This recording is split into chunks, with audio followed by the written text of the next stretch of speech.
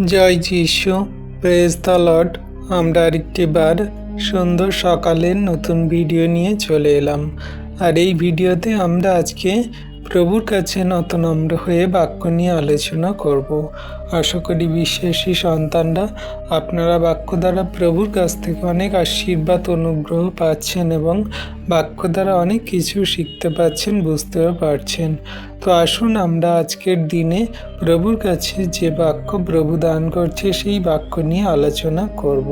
আজকে আমাদের টপিক, ঈশ্বর আমাদের চোখের জলের অনুমতি দেয়। আমেন।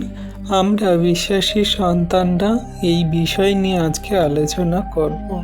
হ্যাঁ, ঈশ্বর আমাদের চোখের জল বের হতে অনুমতি দেয়। কেন অনুমতি দেয়? কখনো কখনো ঈশ্বর আমাদের জীবনে অশ্রুকে অনুমতি দেয় এই কারণ এমন কিছু ক্ষত আছে যা কান্না ছাড়া নিরাময় হয় না। আমরা অনেক কিছু বিষয় আমাদের জীবনে দেখি। আমরা জন্ম হওয়ার পর থেকে আর মৃত্যু পর্যন্ত এমন কিছু বিষয় আমাদের জীবনে ব্যক্তিগত থাকে যেগুলো আমরা কাউকে বলতে পারি না। সে প্রিয়জন হোক, সে বন্ধু হোক, সে মা হোক, বাবা হোক, স্ত্রী হোক, স্বামী হোক, ছেলে হোক, প্রিয়জনের যে কেউ হোক না কেন, আমরা আমাদের সেই জীবনের ঘটনা বা আমাদের জীবনের সেই সমস্ত বিষয় সকল, একান্ত বিষয় সকল আমরা কাউকেই বলতে পারি না। শুধুমাত্র চোখের জল দিয়ে আমরা তা প্রমাণ করতে চাই, দেখাতে চাই, অর্থাৎ ঈশ্বর প্রভুর কাছে বলি।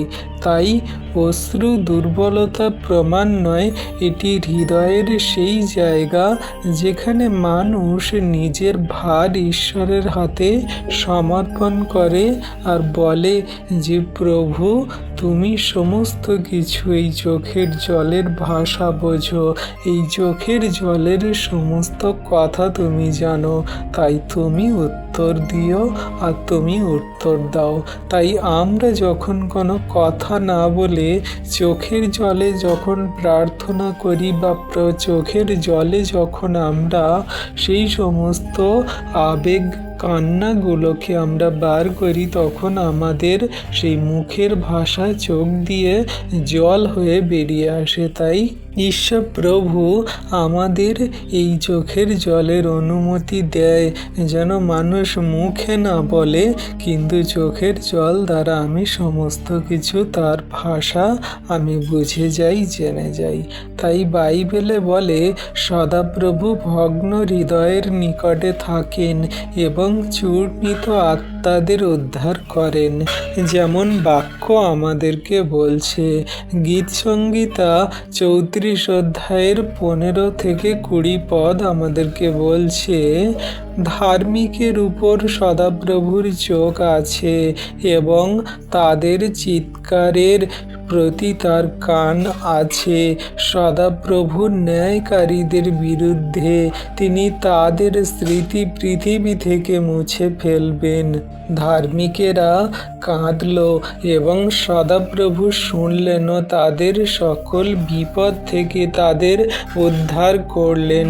সদাপ্রভু ভাঙা হৃদয়ের কাছাকাছি থাকেন এবং তিনি চূর্ণ আত্মাকে রক্ষা করেন। ধার্মিকদের বিপদ অনেক, কিন্তু সেই সবের উপরে সদাপ্রভু তাদের বিজয় দেন।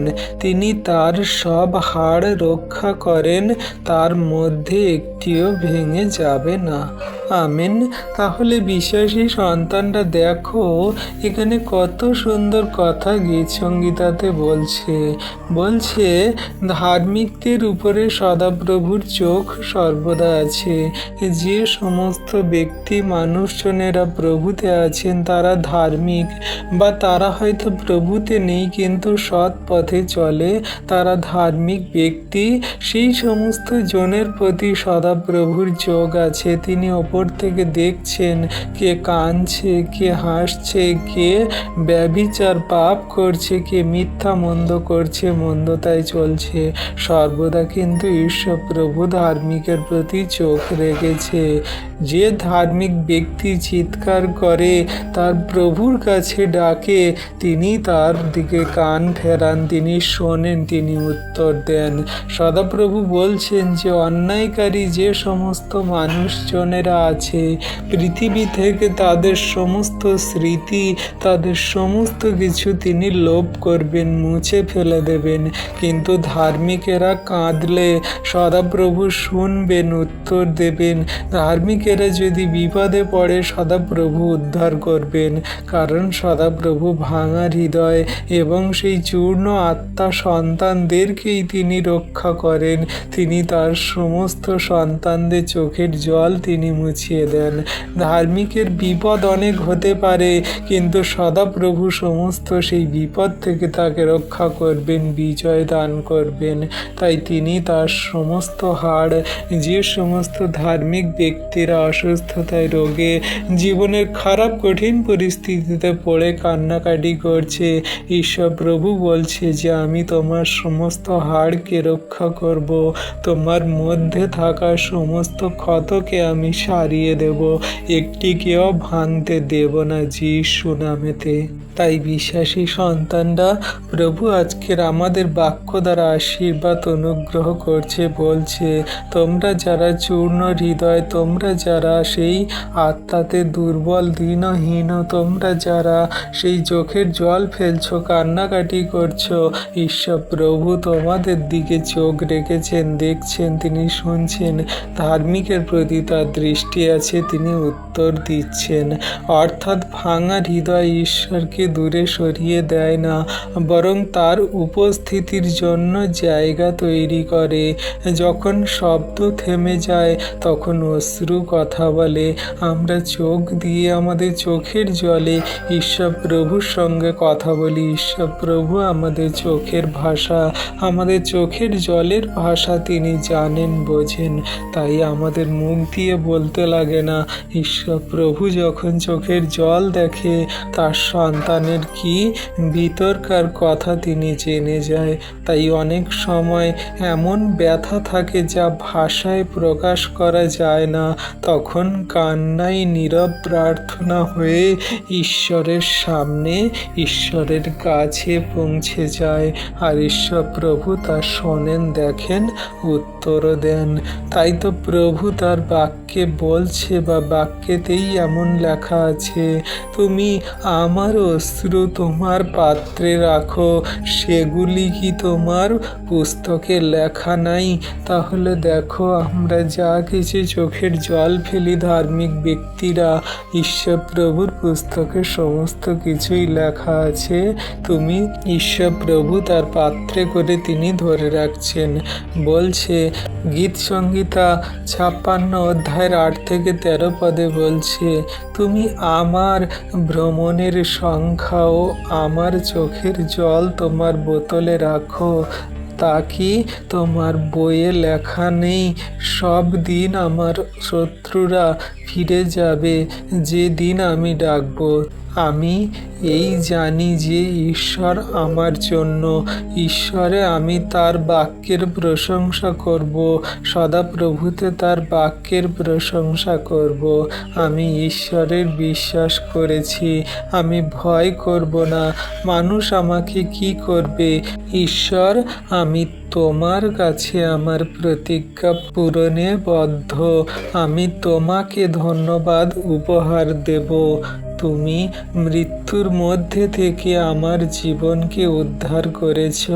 তুমি কি পতন থেকে আমার পা উদ্ধার করনি, যেন আমি জীবিতদের আলোতে ঈশ্বরের সামনে চলাফেরা করতে পারি। আমেন। তাহলে ঈশ্বর প্রভু তার বাক্য দ্বারা সন্তানদেরকে আশ্বাস দিচ্ছে। এখানে বলছে যে আমরা যেখানে ভ্রমণ করি, যেখানে যাই, সমস্ত সংখ্যা, দিন, মাস, বৎসর ঈশ্বর প্রভু জানে। আমাদের চোখের জল ঈশ্বর প্রভুর বোতলে তিনি ধরে রাখেন পাত্রে করে। আমরা সেই জীবনের সমস্ত কিছু যা করি ঈশ্বর প্রভুর বইতে পুস্তকে তার লেখা আছে। শত্রুরা আমাদের সঙ্গে যা কিছু করে আমরা ঈশ্বর প্রভুকে ডাকলে তিনি উত্তর দেয়। আমরা জানি যে ঈশ্বর প্রভু আমাদের সমস্ত সেই শয়তান দিয়াবল মন্দতা বিপদ সংকট সমস্যা থেকে তিনি ওঠান, কারণ ঈশ্বরে আমরা তার বাক্যে প্রশংসা করি, সদাপ্রভুতে আমরা তার বাক্যে চলি। তাই আমি ঈশ্বরে বিশ্বাস করছি, আমি কোনো মতে ভয় করব না। মানুষ আমাকে কি করবে? যত যাতনা তাড়না সংকট মন্দতা শয়তান দিয়াবলের কার্য আসুক না কেন, ঈশ্বর প্রভু আমাদেরকে রক্ষা করছেন, রক্ষা করবে। তাই আমরা প্রতিজ্ঞা করছি তার বাক্যে স্থির থাকবো, তার উপরে বিশ্বাস রাখবো, আর তাকে ধন্যবাদ দিয়ে শেষ দিন পর্যন্ত আমরা চলবো। ঈশ্বর প্রভু আমাদের কাছ থেকে কিছুই চায় না, শুধু তার ধন্যবাদের উপহার ডালি সকল চায়। আমরা যদি মন থেকে হৃদয় থেকে সম্পূর্ণ চোখের জলে নতনম্র হয়ে খাঁটি মনে যদি আমরা তাকে ধন্যবাদ দিই, ঈশ্বর প্রভু সেটাই গ্রহণ করে। আমি মৃত্যুর মধ্যে দিয়ে যদি জীবনযাপন করি, ঈশ্বর প্রভু সেখানে উদ্ধার করবে। যদি আমাদের পতন হয়, শয়তান দিয়াবল আমাদের টেনে নিয়ে নরকে যেতে চায়, ঈশ্বর প্রভু সেখানে আমাদেরকে ওঠাবে, আমাদের জীবনে আলো জ্বালবে, কারণ ধার্মিকের প্রতি ঈশ্বর দৃষ্টি রেখেছেন আর আমাদেরকে সর্বদা রক্ষা করছেন।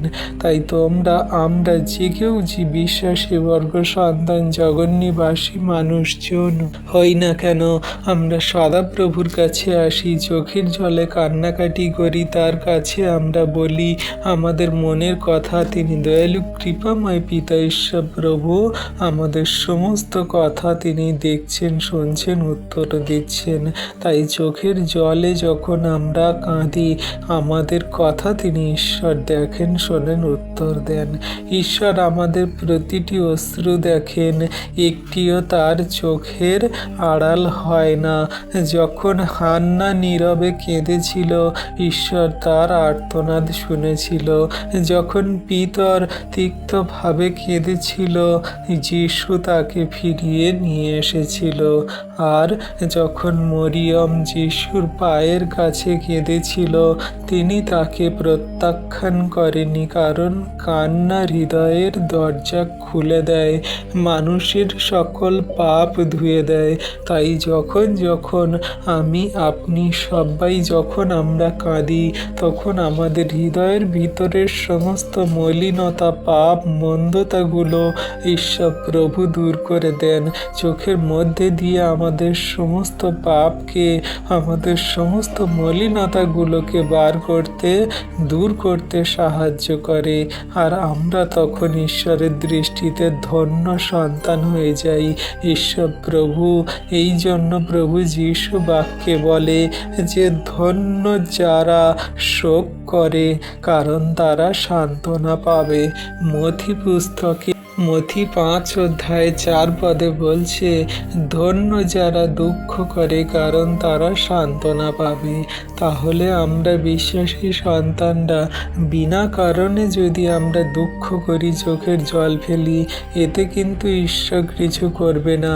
কিন্তু যদি আমাদের জীবনে এমন কিছু বিষয় আছে, যেটা আমি প্রথমে বললাম ভিডিওর প্রথমে, যে আমাদের জীবনে এমন কিছু বিষয় আছে, না বাবাকে, না মাকে, না প্রিয়জনকে, না স্ত্রীকে, স্বামীকে, সন্তানকে, প্রেমিকাকে, প্রেমিককে, ভালোবাসার মানুষকে, যত বিশ্বস্ত মানুষ হোক, আমরা কাউকে বলতে পারি না।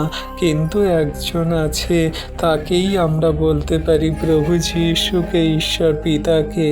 তিনি যখন আমাদের এই চোখের জল কান্না সকল দেখেন, তিনি আমাদের সান্ত্বনা দেন, তিনি আমাদের হৃদয়ে আলাদা শান্তি প্রদান করেন।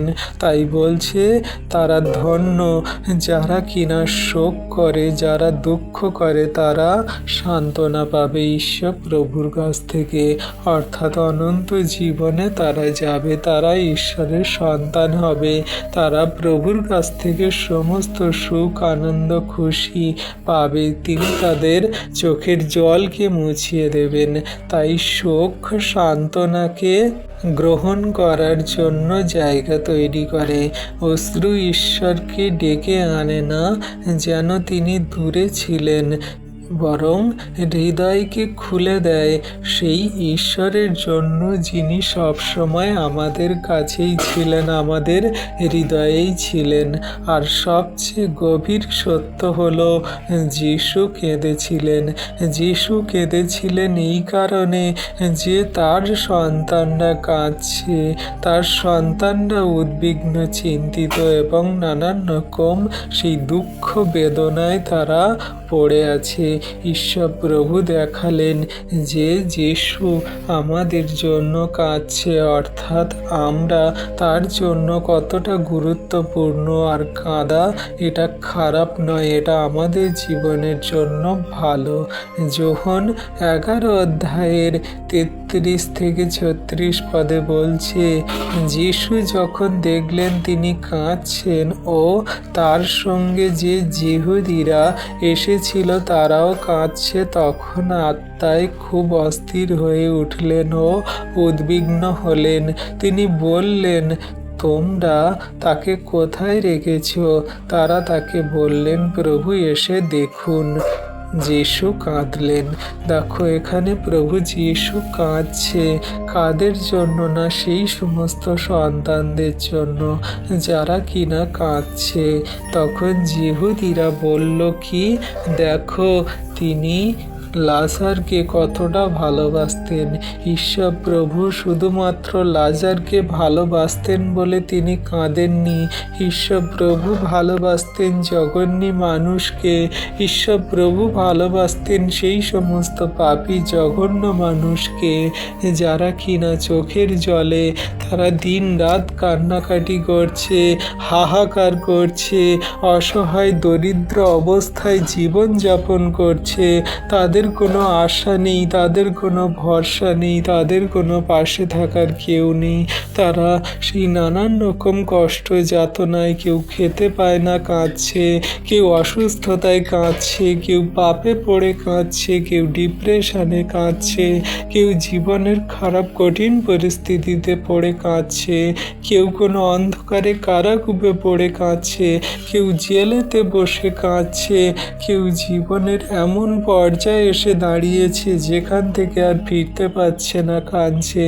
এমনি করে ঈশ্বর প্রভু তাদেরকে ডাকছে আর আহ্বান করছে। আর ঈশ্বর প্রভু তাদেরকে বলছে যে তুমি কেঁদো না, আমার কাছে এসো, আমি তোমাকে বিশ্রাম দেব, আমি তোমাকে চোখের জল মুছিয়ে দেব, আর আমি তোমার জীবনের পথ দেখাবো। তাই আমরা যে যেখানে মৃত্যু ছায়ার মধ্যে দিয়ে যাই না কেন, ঈশ্বর প্রভু আমাদেরকে ওঠাচ্ছে, আশীর্বাদ অনুগ্রহ করছে, জীবনের পথে চালিত করছে। তাই বিশ্বাসী সন্তানরা আপনারা সবাই প্রভু যিশুর কাছে আসুন। তিনি আপনাদের জন্য, আমাদের জন্য, জগন্নাথবাসীর জন্য প্রাণ দিয়েছেন।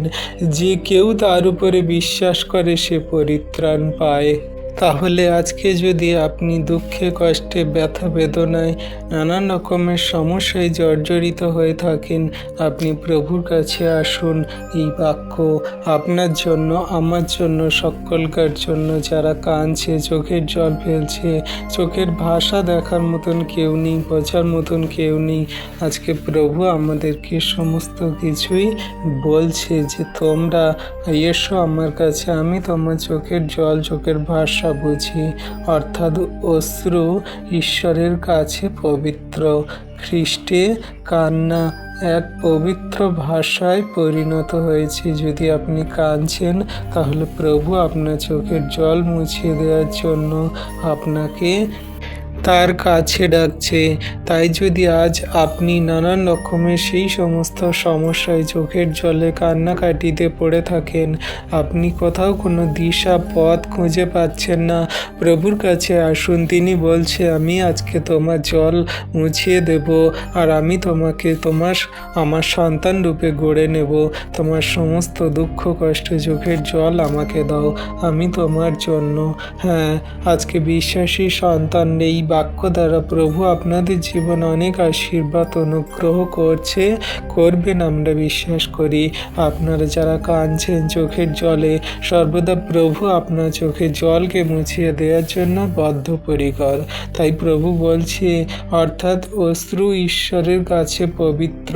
খ্রিস্টের কান্না এক পবিত্র ভাষায় পরিণত হয়েছে।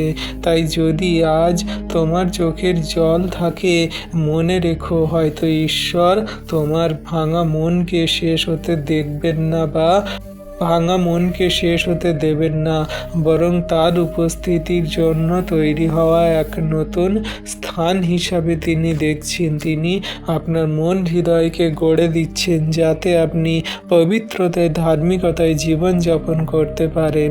এই চোখের জল ঈশ্বরের জন্য অনুমতি। ঈশ্বর প্রভু অনুমতি দিচ্ছে বলেই আজকে চোখের জল আসছে। আর এই চোখের জলে আপনার সমস্ত পাপ, মন্দতা, রাগ, ক্রোধ, হিংসা, মন্দ বিষয়গুলো দূর হয়ে যাচ্ছে।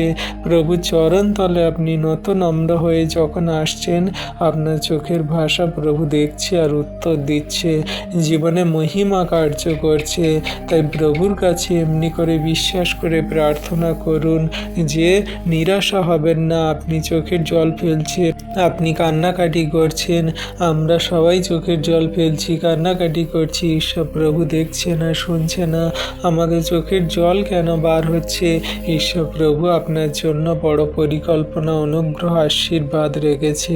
বাক্য দ্বারা আশা করি আপনারা সমস্ত কিছু জানতে পারলেন, বুঝতে পারলেন। ঈশ্বর প্রভু আপনাদেরকে এই বাক্য দ্বারা অনেক আশীর্বাদ করুন। আর বাক্যেতে আপনারা স্থির থাকুন, বাক্যেতে কার্যকারী করে চলুন, দিবারাত্র প্রার্থনা করুন, প্রভুর প্রতি বিশ্বাস রাখুন, তার প্রেমে চলুন। ঈশ্বর প্রভু আপন বাক্যে সকলকে আশীর্বাদ করুন। আমেন।